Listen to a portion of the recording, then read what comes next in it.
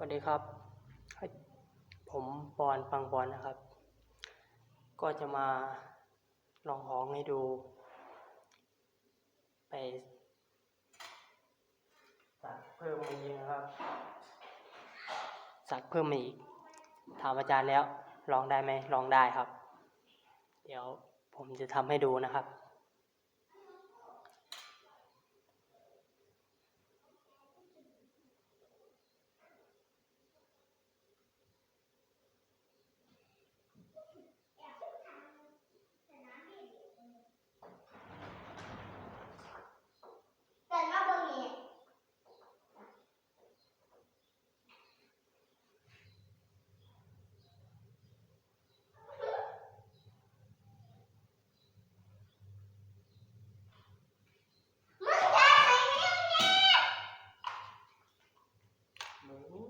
ยังควรออกไปเล่นข้างนอก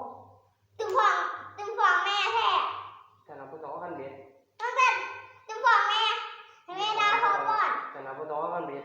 ว่าบอกแม่ก่อนเราเรียกพญานาคนะจึงว่าสิฟองผู้เชี่ยวยังบริเหตุได้เนาะ